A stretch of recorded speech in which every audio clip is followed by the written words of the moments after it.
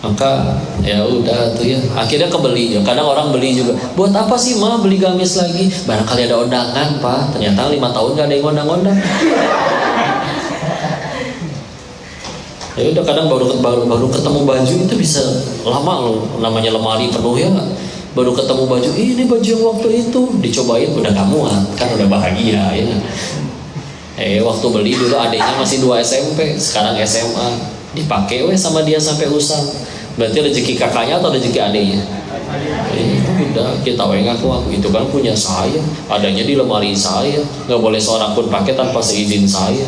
Enggak, kalau belum kita pakai sampai usang mah bukan rezeki kita. Di tsunami Palu 2018, coba kan di lemarinya pasti banyak baju, giliran udah porak-poranda berdarah-darah keliling, tiba-tiba ketemu orang yang, kamu pakai kaos kesayangan saya, masa ya kita suruh lepas pak, orang dia aja berdarah-darah ya. Udah dipakai sama dia sampai meninggalnya, ya rezeki dia udah. Kita yang jadi rezekinya lagi nempel di badan. Bukan berarti nggak boleh punya baju bagus, sepatu bagus, silakan ya. Ya kalau pengen naik gunung masa ya pakai sendal jepit kok, ya silakan beli yang memang pantas buat naik gunung, yang tebal, yang gak licin. Cuman kalau misal kadang kebeli kepengen doang, bukan karena kebutuhan ya. Dan demi yang kepengen itu, naudzubillah kadang berani ngambil yang Allah gak suka. Ya pernah podcast sama Novel Baswedan, tahu gak?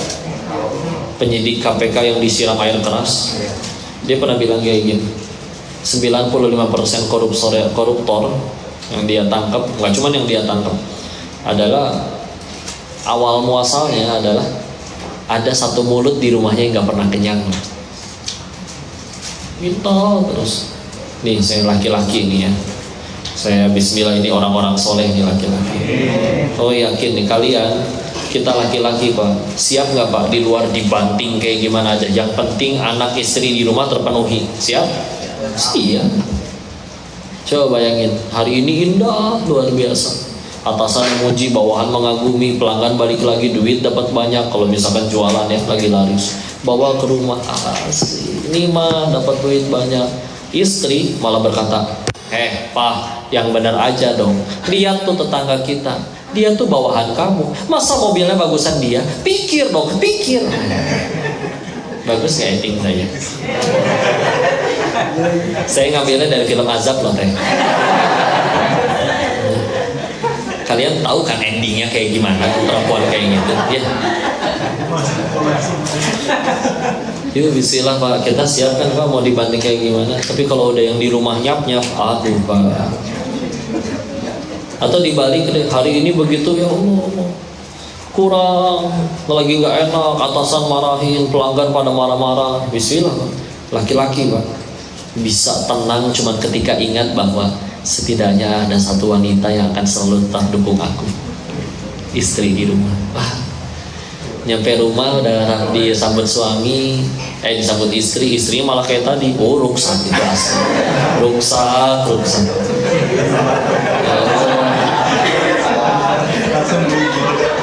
Itu bukan rusak, udah rujit, rusak melejit. Kerja lagi. Teteh udah pada nikah belum? Yang belum mana? Yang belum angkat tangan.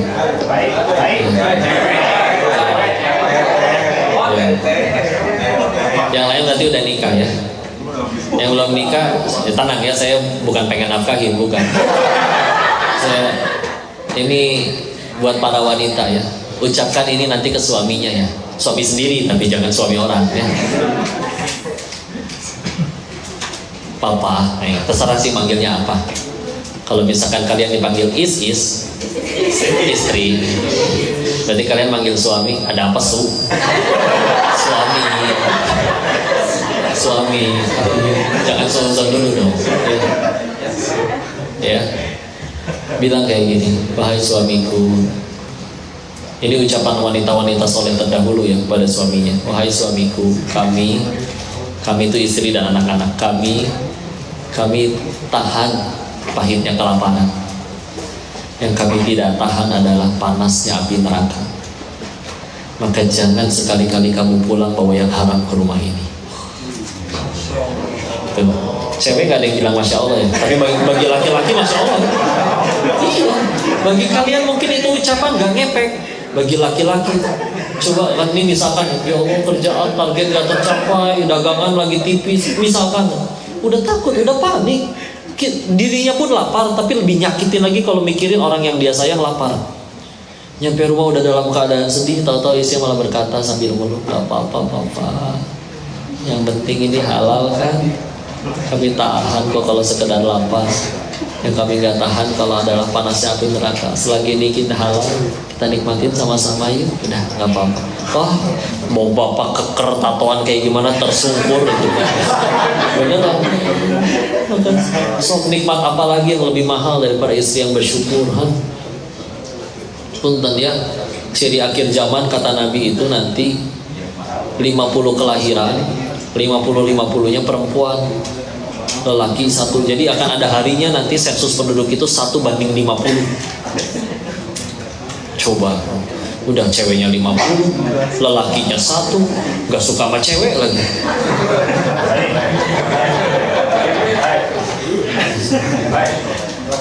Nah kalau di hari itu ada laki-laki soleh tapi disakitin terus sama istrinya, tuh 50 yang lain rebutan, cakar-cakaran.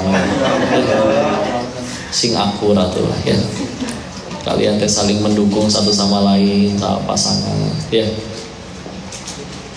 Kalau punya anak juga ya, anak tuh sebentar tau.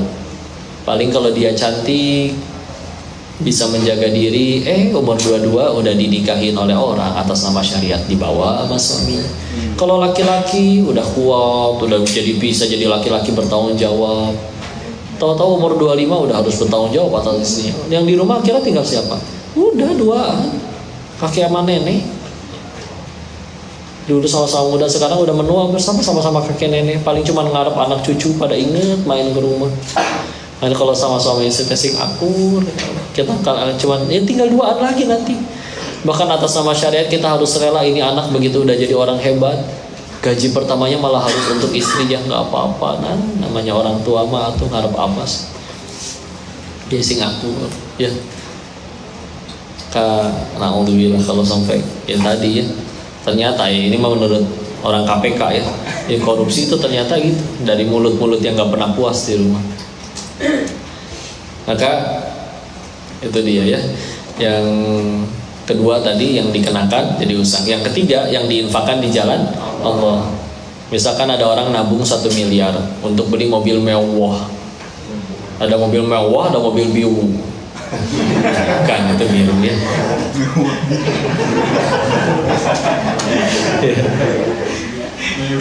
Ternyata kata Allah nggak ada rezekinya dia naik mobil itu. Pas nyampe depan showroom mati ketabrak misalnya. Dipakai pemakaman 5 juta. Pas nanti di alam setelah kematian dia ditanyanya berapa sama Allah, 5 jutanya atau 1 miliarnya? 1 miliarnya. Karena harta pertanyaan adalah dapatnya dari mana, dipakainya atau mau dipakainya untuk apa? Ya Allah saya belum pakai, saya cuma pakai 5 juta. Gak bisa, tetap ditanya 1 miliarnya. Sisa 995 jutanya. Mending kalau anaknya soleh. Kalau anaknya gak soleh malah berantem tuh gara-gara itu. Jadi makanya rezeki manusia yang benar-benar jadi rezeki kalian aslinya selain yang 2 tadi ya, adalah yang diinfakkan di jalan Allah. Karena kalau diinfakkan pilihannya 2. 1 paling cepat diganti di dunia, standarnya 700 kali lipat, Al-Baqarah 261. Paling lambat bakal nyari kita di akhirat, jadi amal soleh. Kalau nggak sempat kepake, udah gitu ya, di saldo. Jadi saldo doang ya. Jadi karena ya udah satu masalah hukum judi, saya yakin udah pada tua, udah pada tahu, udah pada tua. Ya udah pada tahu. Tapi ilmu udah pada tahu, tinggal ya dari tadi mah ya udah saya berusaha nambahin keyakinan ke Allahnya aja. Bahkan dilihat dari sudut pandang rezekinya tadi, mau halal mau haram tetap segitu aslinya. Kata Allah segitu. Sehingga akhirnya jadi nanti dapet juga jadi dosa, dipakai bikin doa nggak mustajab, bikin anak nggak pada nurut, bikin istri mungkin juga jadi kufur, nggak bersyukur ya. Jadi udah tuh dapat apa sih? Udah sih lempeng, nggak akan mati bapak semuanya sebelum rezeki yang Allah janjiin nggak kita terima semua. Indonesia mau kata orang lagi krisis lagi kayak gimana, bener makan di Indonesia tuh masih murah tau.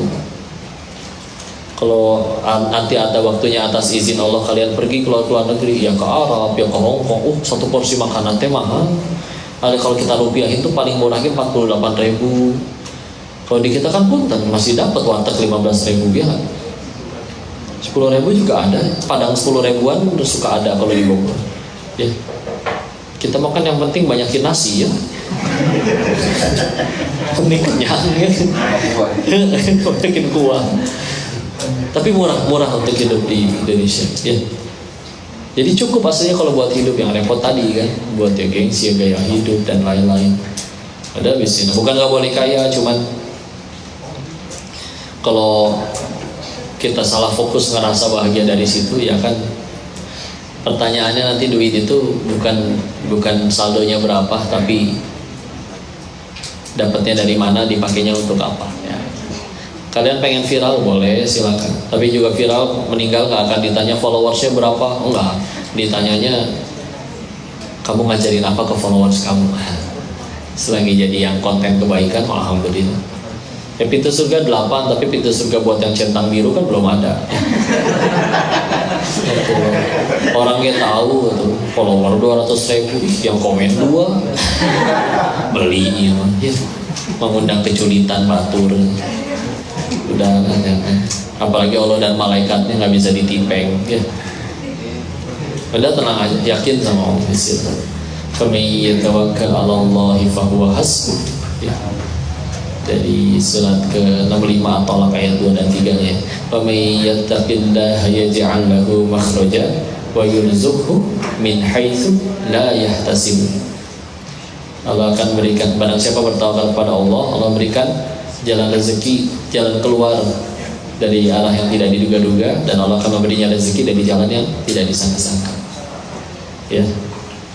Cuma dia tadi kadang kan kita kurang yakinnya doang. Waktu Nabi Ibrahim alaihissalam harus masuk ke dalam api, kira-kira beliau tahu nggak? Beliau yakin nggak kalau api itu panas? Tidak mungkin beliau itu apa ya? Itu teh panas tuh ya. Jadi asal pelangga-pelongo kayak gitu, mas kan nggak mungkin. Kira-kira beliau yakin nggak kalau api itu panas? Yakin api panas, api bisa ngebakar. Tapi daripada yakin api panas, beliau lebih yakin tentang 3 hal. 1, kalau kata Allah saya bakal mati, jangankan pakai api, nggak usah pakai apa-apa juga saya bisa mati, saya milik Allah kok. Keyakinan pertama. Keyakinan kedua, kalau kata Allah saya nggak akan mati, mau api, mau gunung meletus, mau gempa bumi, mau tsunami, mau meteor jatuh, kata Allah nggak mati, saya nggak akan mati. Keyakinan kedua. Keyakinan ketiga, kalau udah ngelakuin ini untuk Allah, saya tetap mati, pasti Allah ganti dengan sesuatu yang lebih baik.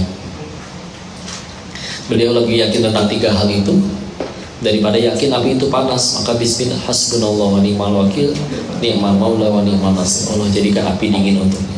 Kita makan kadang, aduh lama jangan. Iya makan babi mah nggak mau kok, tapi kalau nggak Al-Baqarah 275 nih repot nih. Kalau nggak gara-gara ini saya kapan punya motornya nih? Pura-pura nggak tahu ya lah, nyicil, leasing. Jadi nurutnya udah nurut bisnis. Gini, di luar hari ini, detik ini juga di luar sana ada nggak yang lagi maksiat? Ada. Itu yang lagi maksiat di luar sana, mereka dapat rezeki juga? Dapat. Dari siapa?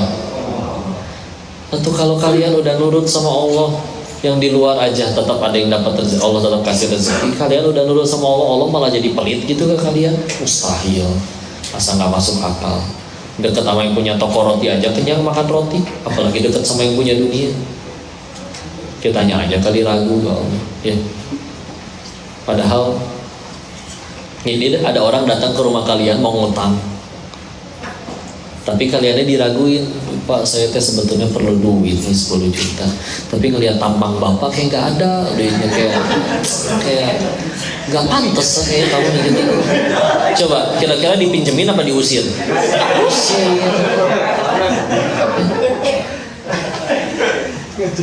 Ya, kadang kita gitu ke Allah, tahu nggak? Buktinya apa? Buktinya ke Allahnya terakhir. Ada masalah, WA sana sini dulu, nggak ada yang bisa bantu, baru ambil wudhu sujud. Itu kayak bukannya tobat malah, ya kenapa saya? Kenapa elu? Ada jelas-jelas. Ya gitu kadang. Kalau kalian punya teman, setiap kali teman itu senang-senang selalu sama grup yang itu. Giliran ada masalah selalu nyarinya kalian. Kan jiwa julid kita bergejolak, betul? Itu orangnya datang, itu bahkan bisa nunjuknya pakai bibir itu. Saking keheuna eta teh nya. Boleh nggak mau ke mana aja? Gini langsung. Wah, bibirnya udah keriting lah itu. Giliran gini baru aja nyala. Ya kadang kita gitu, ya Allah, ya terakhir melulu. Coba sakit kepala, ngambil paramek atau berdoa coba so.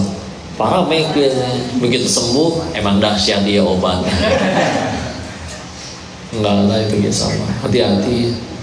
Termasuk, jadi kita bicara keimanan, ketauhidan tuh, contoh-contoh sederhananya juga ya Bun. Dan ini jangan foto bertiga, nanti yang tengah mati duluan. Enggak, yang moto ya bakal mati. Bener lah. Yang diem di rumah gak ngapa-ngapain aja pasti mati. Nggak usah percaya gitu-gituan beneran. Ya, udah tenang aja. Kan mati itu yang penting husnul khotimah itu. Nah, husnul khotimah itu bicaranya bukan mati karena apa, tapi mati sedang apa. Contoh, kok meninggal kok dia COVID. Aduh, astagfirullah. Tapi sedang apa waktu kena meninggal dia? Sedang sujud rakaat terakhir, aman. Daripada misalkan kok meninggalnya di masjid, masya Allah. Tapi sedang apa? Sedang nyolong speaker jatuh ketinggal. Ya Allah, udah. Jadi bukan termasuk apa lagi ya? Kalau keluar rumah kejatuhan cicak, bakal sial enggak, asli benar. Mitos itu apa? Bukan kejatuhan cicak 4 RW juga enggak akan. Tenang aja. Kok tapi aku kejatuhan cicak kepeleset, penggugur dosa lumayan.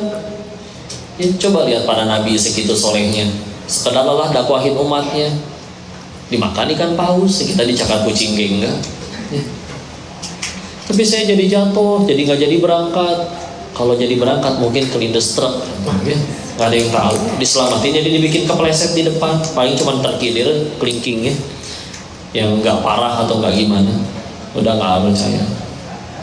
Ada dulu di Jawa Timur ada anak kecil kesambar petir megang batu, batunya dipercaya bisa nyembuhin orang. Siapa? Ponari ya, bukan Ponori, Ponari. Orang teh datang bawa air di gayung, dicelupin. Jadi kalau airnya udah dicelupin batu dia teh jadi Ponari sweat kan? Iya.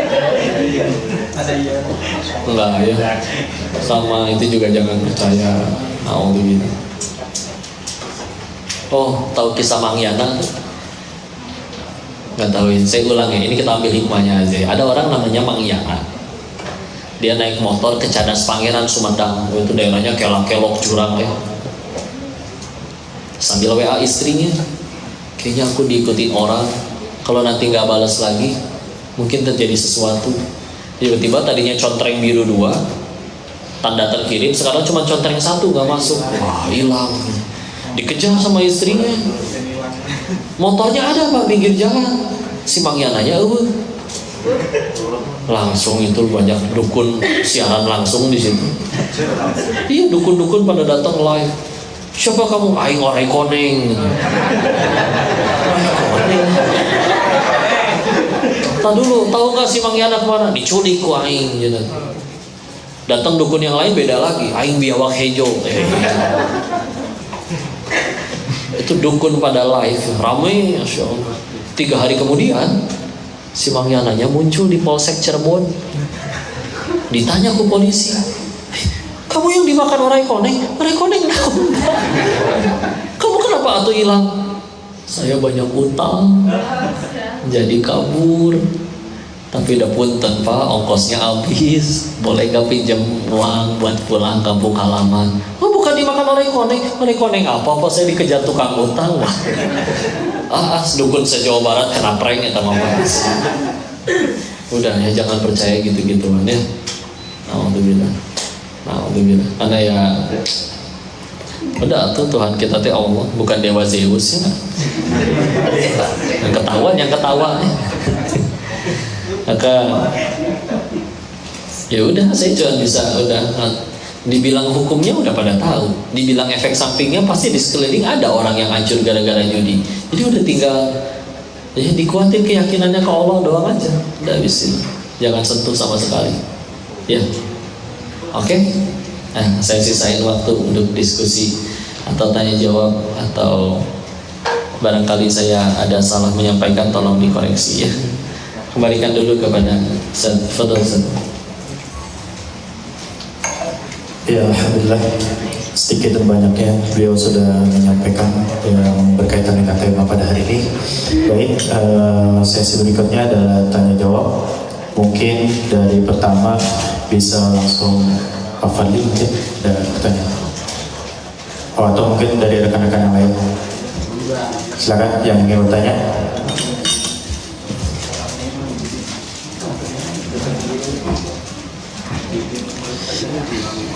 Iya, pada nengok-nengok. Baik, mau nanya nggak? Ayo, rekan-rekan. Oh, selesai. Untuk pertama kita pesan kepada Pak Fadli.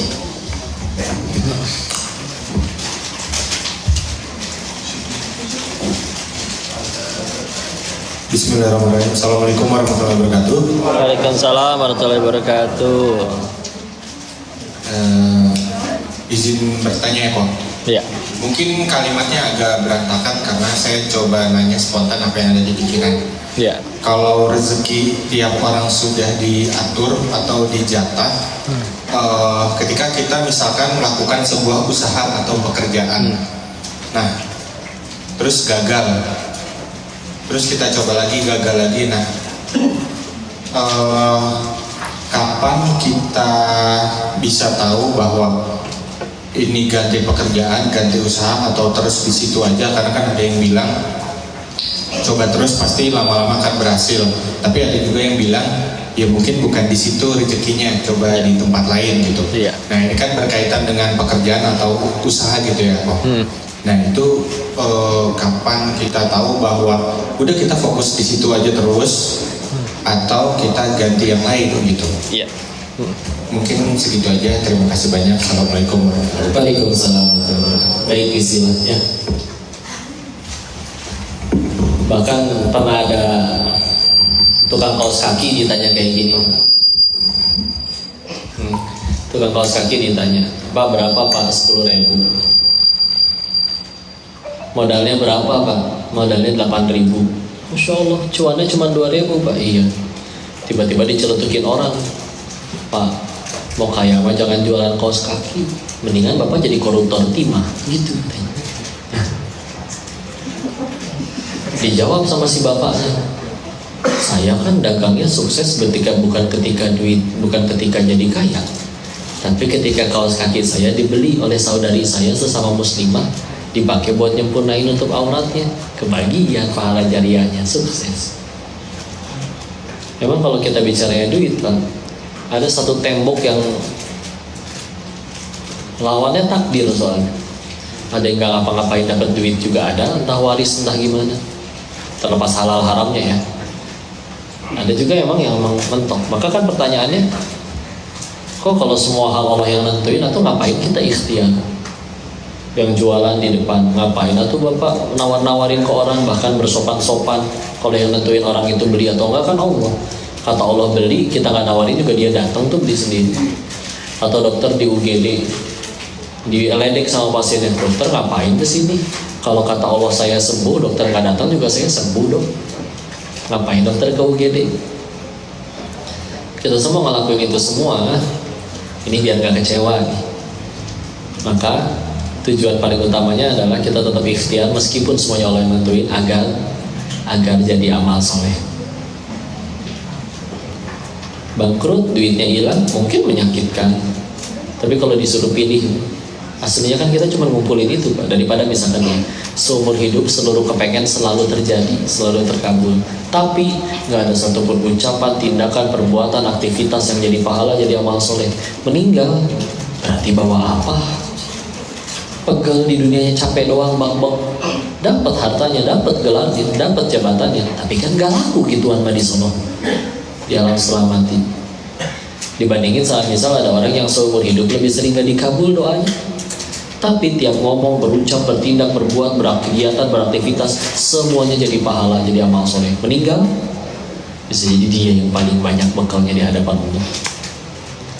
Karena kadang ya gitu ya, perusahaan, kalau kadang kajian di perusahaan ada tentang bahasan memotivasi agar semuanya jadi direktur. Ya semuanya jadi direktur juga ya gimana ya. Tapi tetap ada yang mau ikut seminar kayak gimana juga dia tetap nggak akan kaya, nggak akan jadi direktur juga ada yang kayak gitu. Karena sekali lagi, yang siapa sih yang paling beruntung yang kerja di Flash ini? Yang semenjak kerja di sini tambah dekat sama Allah aja, udah. Belum kan bosnya kok yang paling banyak duitnya. Kalau banyak duitnya malah dipakai buat maksiat, misal ada orang bisa nggak jadi maksiat loh gara-gara nggak punya duit. Nanti nggak punya duitnya dia pertolongan. Kalau dari dunia motivasinya nanti bisa dibilang punten. Kalau jawaban yang paling ngejeblakinnya mah adalah ya punten, karena antum belum pantas kaya. Karena ya kaya itu ada karakternya yang istilahnya bikin dia jadi orang yang dikejar-kejar duit, ada yang kayak gitu loh. Dan itu ada persamaan-persamaan. Tapi kalau misalnya ternyata akhirnya ya bangkrut lagi, sampai kapan nih harus berhenti? Bahkan pun tanpa ada orang yang seumur hidup ngerasain bangkrut melulu, pas aja terus. Tapi memang dari awal dia niat dagangnya, jualannya, ya udah pengen nafkahin anak istri, pengen jadi amal soleh, meninggal bisa jadi dia yang paling kaya daripada sekali usaha langsung tajir melintir, tapi malah bikin dia jadi maksiat. Dibikin gagal lagi juga ada andil Allah pasti. Karena biar sengaja, karena ada orang yang dengan kayak gitu akhirnya jadi sujud terus tiap malam sampai kematian. Daripada ketika akhirnya sukses kendor ibadahnya. Dulu giliran lapar mah rajin, tahajudnya nggak pernah bolong. Sekarang berani ninggalin sholat wajib demi meeting terus no jalanan soko kulino. Itu meetingnya. Maaf ya. Jadi silakan ya, sebetulnya kalaupun mau nyesuaiin kepengennya aja lah. Karena nanti lama-lama kan orang nemu bakatnya ya. Bahkan termasuk kayak kita ya di dunia ini umum Pak, nggak cuma bisnis. Ada beberapa kawan kami yang memang ya punten pengen nyantri, pengen jadi ulama, pengen jadi kiai gitu. Tapi ya ternyata udah dia coba berkali-kali susah ngapalnya, cepat lupa. Buat ngapalinnya lama, lupanya cepat, ada yang kayak begitu. Tapi giliran jualan, jualan apa aja laku gitu Pak. Emang jago bangun relasi, pandai untuk negosiasi, bisa pengaruhin orang. Ya udah, berarti mungkin Allah pengennya kamu masuk surganya lewat jalan Abdurrahman bin Auf, udah jadi kaya, zakatnya banyakin, wakafnya banyakin. Dan ada kami ketemu rekan santri yang pengen usaha, pengen ngerasain, karena dari lahir di pesantren, pengen ngerasain gimana sih rasanya jadi pengusaha, jualan apapun enggak laku. Tapi giliran baca kitab, giliran ngapalin cepet. Ya udah, memang kamu takdirnya jadi ulama kan, ya udah silakan. Ya, ada yang seperti itu juga.